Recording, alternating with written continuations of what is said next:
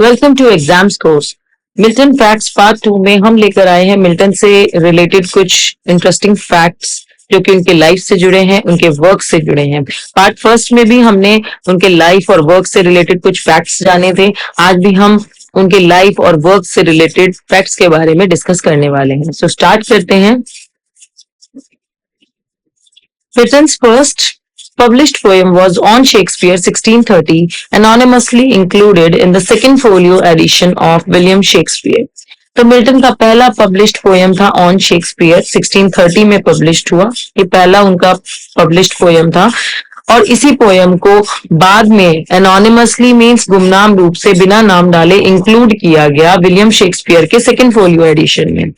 William Shakespeare का जो first folio addition आया था वो 1623 में आया था और ये जो सेकंड फोलियो एडिशन आया था ये 1632 में आया था। तो 1632 वाला जो उनका सेकंड फोलियो एडिशन था विलियम शेक्सपियर का, उसमें मिल्टन की पहली पब्लिश्ड पोएम को इंक्लूड किया गया था। एनोनिमसली मींस गुमनाम तरीके से या बिना नाम मेंशन किए। Okay, now next point is in 1667 he published Paradise Lost in 10 volumes. तो 1667 में मिल्टन का एक मैग्नम ऑपस वर्क, बहुत ही प्रसिद्ध उनका एपिक पैराडाइज लॉस्ट पब्लिश हुआ था। 10 वॉल्यूम्स में 10 बुक्स थी इसकी। बाद में इसमें 12 वॉल्यूम्स हो गए थे 1674 में। पहले एडिशन में 10 वॉल्यूम्स थे। इस बात का ध्यान रखना है हमें कि पहला एडिशन 1667 में आया था और दूसरा एडिशन 1674 में आया था जिसमें इसके 12 वॉल्यूम्स थे। ठीक है, तो 1667 में जब पैराडाइज लॉस्ट आया तो 10 वॉल्यूम्स थे इसके। ये एक फ्री वर्स पोएम था। फ्री वर्स यानी कि एक ऐसा पोएम जो ना तो किसी मीटर को फॉलो करता है ना ही किसी राइम स्कीम को फॉलो करता है। फ्री वर्स एक पोएटिक स्टाइल होता है that doesn't feature a set meter or rhyme scheme, depicting the story of Adam and Eve after they were tempted by Satan and expelled from the Garden of Eden. तो इसमें depict किया गया है Adam और ewe की story को जो कि टेम्प्टेड हो जाते हैं सैटन के द्वारा, यानी कि सैटन उन्हें लालच देता है वहां का फल खाने के लिए, गार्डन ऑफ ईडन का, और वो उस लालच के वशीभूत फल खा लेते हैं गार्डन ऑफ ईडन का और उन्हें निकाल दिया जाता है गार्डन ऑफ ईडन से। तो किस तरीके से एडम और ईव की मृत्यु होती है और पाप के साथ पृथ्वी पर एंट्री होती है, इन चीजों को बताया गया है पैराडाइज लॉस्ट में। It consist of over 10,000 lines. इसमें लगभग 10,000 से ज्यादा लाइन्स हैं, यानी कि पंक्तियां हैं। By 1674 a new edition with 12 books was published. जैसे कि मैंने आपको बताया कि सेकंड एडिशन इसका कब आया, 1674 में। पहला एडिशन आया था 1667 में, दूसरा एडिशन 1674 में जो कि 12 बुक्स के साथ पब्लिश्ड हुआ। हाँ, इसमें मैटर को बिल्कुल नहीं चेंज किया गया। कहीं ये सोचा जाए कि भाई मैटर में कोई बदलाव नहीं किया गया, कुछ बुक्स को छोटा कर दिया गया, कुछ को बढ़ा दिया गया, इस वजह से 12 बुक्स हो गई, लेकिन मैटर के साथ कोई छेड़छाड़ नहीं की। मैटर जो का तू वैसा ही रहा। As a teenager, John Milton began writing an epic poem in Latin about the gunpowder plot, but left it soon. तो जब वो टीन एज में थे, जॉन मिल्टन को आपको जानकर आश्चर्य होगा कि कभी भी उन्होंने सोचा नहीं था कि मैं कोई एपिक पोएम लिखूंगा। तो basically Milton never wanted to write a religious poem, लेकिन लंदन में जो गन पाउडर प्लॉट हुआ था जिसमें पार्लियामेंट को उड़ाने की कोशिश की गई थी, राजाओं आदि को मारने की कोशिश की गई थी, तो उसको कवर करना चाहते थे मिल्टन। लेकिन बाद में पता नहीं क्या हुआ कि उन्होंने अपने इस इरादे को बदल दिया। Next point is Milton wrote the Tenure of Kings and Magistrates 1649, which stood up for the rights of citizens to have their rulers made accountable. Work था tenure of kings and magistrate, जो कि राजाओं और मजिस्ट्रेटों के कार्यकाल के बारे में बताता था। इसमें बेसिकली उन्होंने इस चीज पर जोर दिया कि चाहे राजा हो या मजिस्ट्रेट हो, जो भी उसने कार्य किए हैं उसे जनता को हिसाब देना पड़ेगा, अपने कार्यों का जवाबदेही देनी पड़ेगी। तो यही वो वजह थी कि जो मिल्टन थे वो पार्लियामेंट के सपोर्टर थे, ओलिवर क्रॉमवेल के सपोर्टर थे। चाहे वो शासन हो, न्यायालय हो या चर्च हो, हर जगह वो भ्रष्टाचार को खत्म करना चाहते थे। बेसिकली एक पारदर्शी सिस्टम लाना चाहते थे, तो इसी के लिए उन्होंने ये वर्क लिखा। Next point is Paradise Lost, almost 11,000 lines long. Paradise Lost जो कि जिसमें लगभग 11,000 लाइन्स हैं, was initially conceived as a drama to have been titled Adam Unparadised.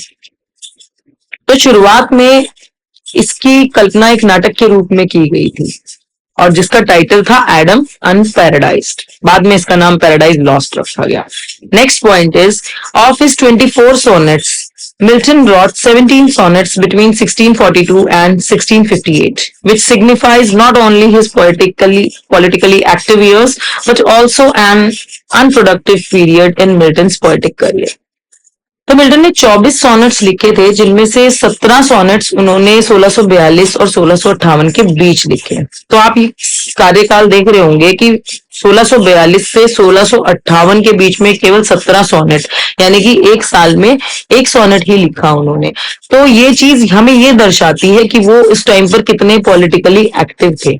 शायद आपको मैं बताना चाहूंगी कि इस टाइम पर ये जो 1642 से 58 का टाइम दिया गया है, चार्ल्स को गद्दी से हटा दिया गया था और उनकी पसंदीदा सरकार थी पार्लियामेंट की, और ये चीज ये दिखाती है कि वो कितना एक्टिव थे पार्लियामेंट में, कि पॉलिटिकली एक्टिव ईयर्स थे उनके इस टाइम पर। वो बिल्कुल उन्होंने अपने पोएटिक करियर पर ध्यान नहीं दिया।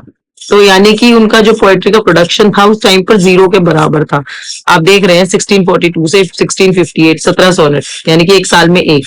तो वहां पर एक तरीके से उनका जो पोएटिक करियर था वो बिल्कुल अनप्रोडक्टिव पीरियड था उनका। तो ये वो टाइम था जब उन्होंने अपने आप को पूरी तरीके से एक्टिव रखा पॉलिटिक्स में।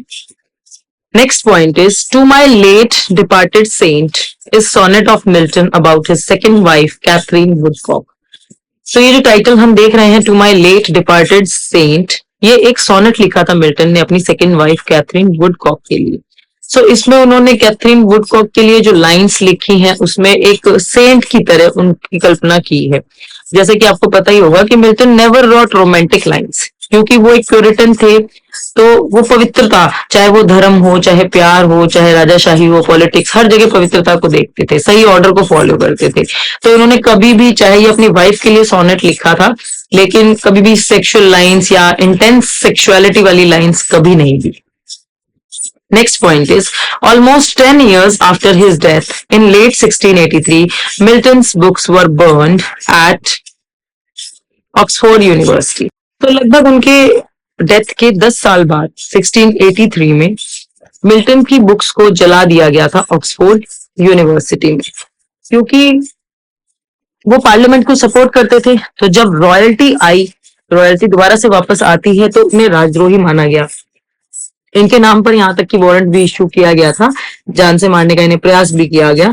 पर एंड्रयू मॉर्वेल जैसे इनके कुछ प्रभावशाली मित्र भी थे जो सरकार का हिस्सा थे उस टाइम पर, तो उनके द्वारा इन्हें क्षमादान भी मिला, क्योंकि उन्होंने बीच में इंटरफेयर किया। एंड्रयू मॉर्वेल ने क्षमादान भी दिलाया, लेकिन फिर भी उनको जेल में कुछ समय रहना पड़ा। तो जब उनकी डेथ हो गई थी तो उनके 10 इयर्स बाद, क्योंकि रॉयल्टी पीरियड था उस टाइम पर, जब राजाशाही वापस आई तो उनके जितने भी वर्क्स थे, बुक्स थी, उनको जला दिया गया ऑक्सफोर्ड यूनिवर्सिटी।